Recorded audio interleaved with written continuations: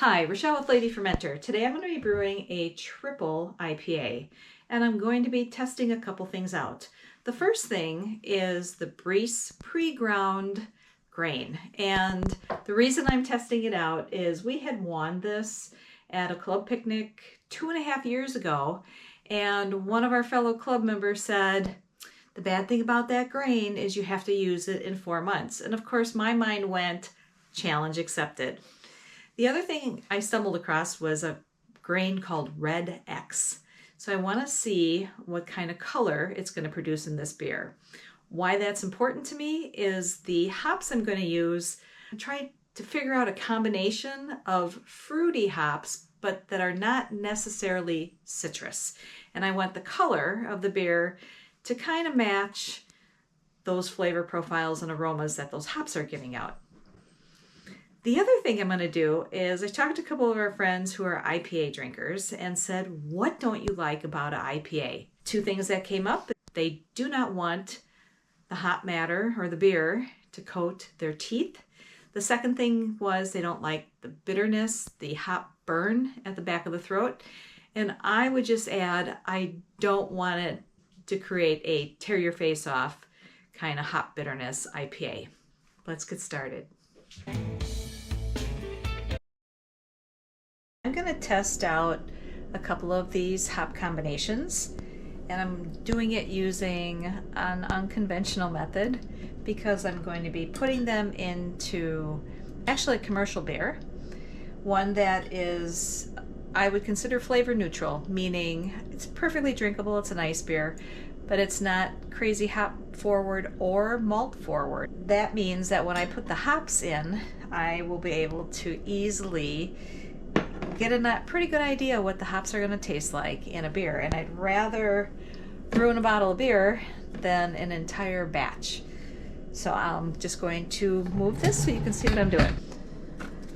My first combination is going to be Idaho Gem and Strata. My goal is I would like a berry flavored hop. They make them. The Strata is supposed to give us bright red cherry, dank and floral, and the Strata promises unique strawberry, mango, and funk. And I'll be using a Kveik yeast that's going to give me some mango flavor. So I think these will work. Now, normally I went through all this craziness trying to keep the sneaky little microbes from getting in. But this time I just sanitized my hands. So 3 pieces of pellets of the Idaho Gem and 3 of the Strata into this one. And then I'm going to, I do have sanitized caps, and then I'll just recap each of them. And then they're going to hang out in the fridge for 4 days, and then we'll come back and taste them. All right, that's number 1. Number 2 combination is going to be Enigma and Raku, if I'm saying that correctly. Enigma promises juicy red fruit with a white wine twist. That sounds delightful. And Raku is fruit forward, apricot, pear, mango, and plum. All right, let's see what happens here.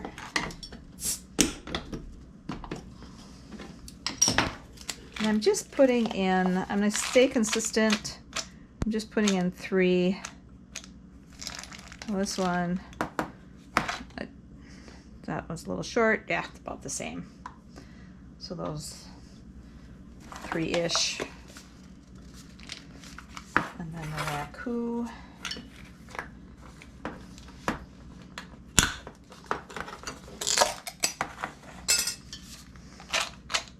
Three little pellets.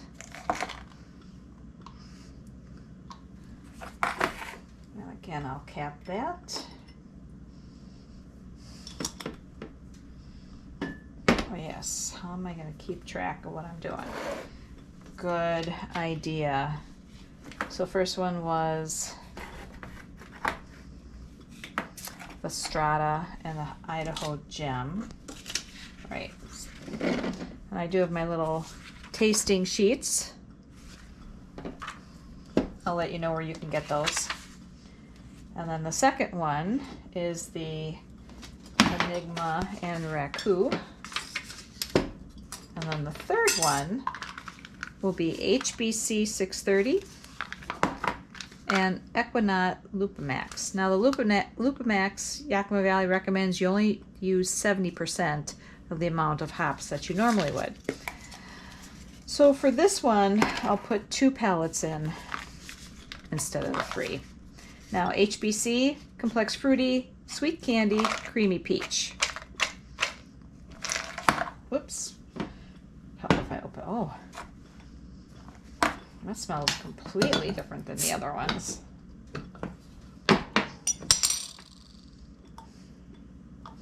Okay. And then the Equinaut promises unique and intense fruit. Citrus, melon, berry, apple, and papaya. There's a whole lot going on in that one. Oh, and I'm just going to do 2. Okay. And I'll make a note of that.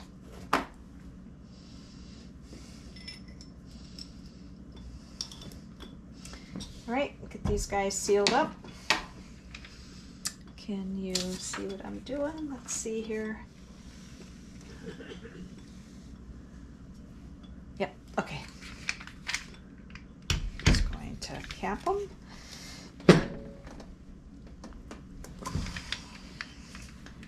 Would have been smarter had I done that on a lower surface, but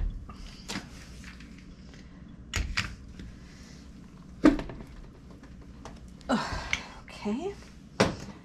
The key is to stay organized if you're doing more than one so that you don't get them mixed up.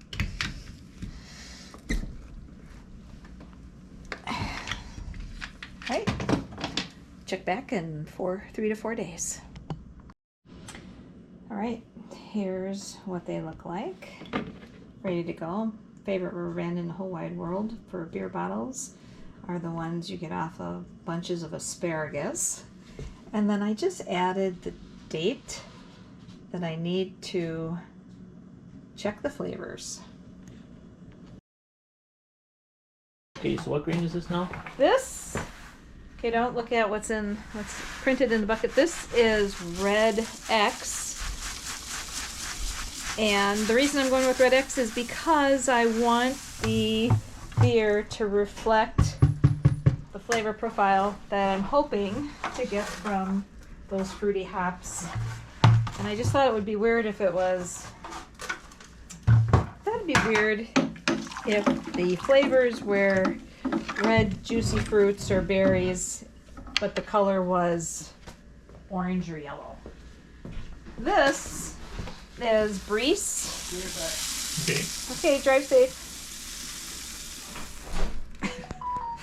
Dusty Briess. Mm-hmm.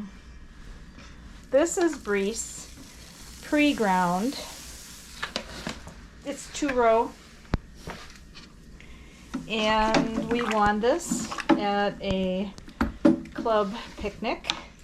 And one of the people in club said, oh, the bad thing about that grain is you have to use it in 4 months. This grain is 3 years old, almost 3 years since we've had it, and it is how you can tell. A little side note: Crunch, crunch, crunch. crunch, crunch, crunch. If it's crunchy, you can still use it. Now, granted, we do store our grain in airtight buckets and in the basement, which is typically on the cold side, depending upon the season. So that probably helps. But don't throw grain away that you think is old just because it's old. Just grab a couple kernels and taste them. If they're still crunchy, then the grain is good to use. If it's soft and mealy, then don't use it. But if they're crisp and crunchy, your grain is still good to use.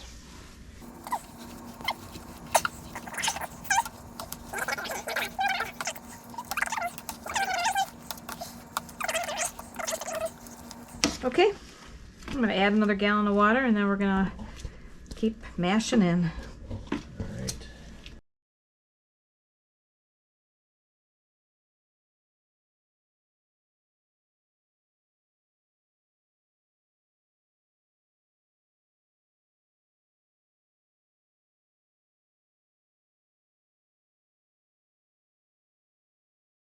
So what are you doing now? Now I'm adding the sugar because I want to, it's at flame out, which means that the heat is off in the brewery, and I'm just adding in the sugar because I want it to dry out the beer and have a nice crisp finish.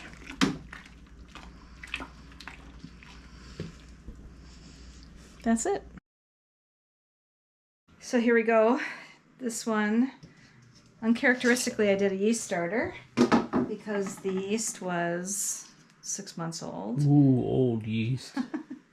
And I want this to, under normal circumstances I wouldn't have, but I want this to be a triple, so I want the yeast to eat as much sugar as possible. Thank you, Tyler at True Brew, for the yeast, by the way. So, see what happens. Now, the other thing I'm doing is, because this is hothead, it will ferment between 68 and 90, I think it is, 90 something Fahrenheit. So I put it in our Bucket Buddy because it has a heating element in it. I think I'm going to crank it up to 80 and see how fast it gets done. Sweet. Yeah, we'll see. All right, so our Triple IPA is ready to be kegged, and I'm not going to carbonate it today because I'm going to dry hop it as well. I don't worry about the low dose stuff. You can if you want to. I totally understand it. But what I do is, because we're also winemakers, is I just bring that knowledge over to beer, and I use sodium metabisulfate. I'll put that in after I pull the dry hops out, and then we'll keg it because that will scavenge any oxygen, and it's been working for me, so I'm not going to fix it now because it's so simple. It's just, I think it's a Camden tablet per gallon. 5 Camden tablets crushed up, and it seems to be working great. I use it on our NEPAs as well, and it seems to be working. So if you do whatever you like, do whatever makes you happy, makes your heart sing, whatever works for you. But that's what I'm going to do. So after I get this beer in the keg, then I'm going to add the dry hops. And so I'll show you that next. Putting in the dry hops, sticking with the same hops. So 1 ounce or 28 grams of Enigma. This is a hop spider, which I've been sitting in Star Sand. Then the other ounce will be the Raku. Now what I'm going to do, whoops, here it is. So I just tie this is from a spice container, and it's on monofilament or fish line. And it acts as a buoy. So what I'm going to do is I'm going to dry hop this at a cold temperature, and I'll just check it every day. And then once it's done, once I like the flavor profile, then pull the dry hops, and then we'll keg it, or then we'll carbonate it. All right. Sanitized pair of tongs. Okay. There we go. So there's my high-tech buoy. I'm just gonna hopefully not make the enormous mess I normally make. our dry hops. Wow, that's a lot. Gelatin fine, this is 1 teaspoon in boiled water. And then to take care of our oxygen, I'm going to just use, oh my, this calls for 1/4 teaspoon. And yes, I did sanitize this measuring spoon. All right, there we go. So hopefully this clears things up. I'm gonna add a floating dip tube as well, and hopefully things will look better. This is going to be a keg that's gonna be on the move. So fingers crossed that it works. It tastes good. Like I said, I just, you know, hazy works when it's an orange juice color or lighter. Hazy does not work, in my opinion, with this color. All right, so this Triple IPA smells good, tastes good, easy drinking, not too alcoholic, really drinks really nice, kind of dangerous. However, it looks terrible. So now I have a couple options. We could can it all. The plan was to take it to a festival, so I'm not wanting to go the expense of canning it. The other thing we could do is we could filter it, but because it's an IPA, I think it might get oxidized. I don't want to do that. Another option is to move it into a keg with a floating dip tube. Now, another thing we're testing maybe too many things in this batch of beer, but we installed the floating dip tube in this keg, and we're going to use a transfer hose and close transfer it from the keg that it's in to a keg with a floating dip tube, hoping that it helps. All right, so the first thing we're gonna do is we're going to get our keg sticker on, and then we're going to sanitize it and pressurize it and move that beer. All right, here we go. Let's hope I get this right. So the first thing I'm gonna do is I'm going to spray a little Star San on the out. So this is where the beer is currently. We're going from the out on this keg to the in on this keg. Okay. Gas is going to go on the in post on the keg that has the beer. And then we're going to do beer out. No, other way. Yep. There you go. No, this is out. Oh, okay. Sorry. Out. Out. B for beer. Whoa! What's happening? Whoa! Do we have... Okay. All right. So what happened is... So what happened is these weren't tight. Are not tight. No, what's... Oh, am I going right? It's going the wrong way on this one. Okay, so pro tip, not that I'm a pro because I'm not, tighten these guys up. All right, I'm going to go to the in, gray for gas. Now there's tight, so that's a good lesson learned. And this one is going to the out. Oh. Okay. Now what should happen is we should see beer. Hopefully. All right, gas on. There we go. Oh, see, look how much better that looks. I hope this works. Sometimes you run into a beer that just makes you crazy, or tries to. And see, that looks so much better. If it could just be a nice beer color. I was actually hoping that that red X would have come through. It doesn't look like it, right? There's some white. Yeah, but I'd be happy with that versus this. I This I can live with. This I can't. That's why I'm willing to put in all the time in gymnastics and come up with crazy things. Not that this is crazy, but so this is a good option if you run into this problem. If you run into something that's just not cooperating like it should, then this is an option for you. So like I said, I am way happier with this than that. So maybe this will work. All right, now as you're doing this, on the receiving keg, you need to degas it periodically.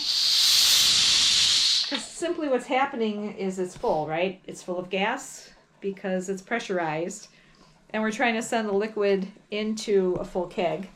So periodically you need to degas it to make room for more beer.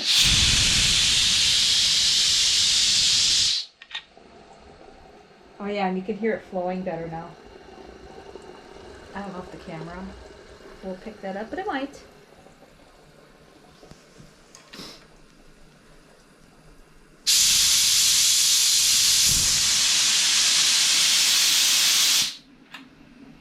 Oh yeah. So yeah, you can't really, well, you get a little movement on the side. But yeah, so you can, if you have a silent environment, you can hear it.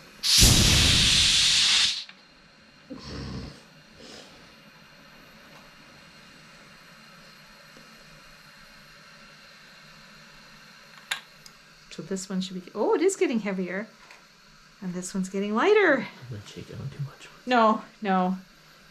Oh. Yeah, I don't want to. Like I said, I could live with this color. All right. So our triple IPA is done. I think our efforts to make it look better paid off. Yeah, it looks much better. Oh, thank goodness, right? Because yeah, that was a muddy, murky mess. that was a mess. But she's looking pretty good. So on the nose, I get red fruit flavors. Mostly berry, so strawberry, raspberry, cherry, a little bit of pear, mango. So that color, which was a goal of mine, to make it look like the hop flavors or align with the hop flavors.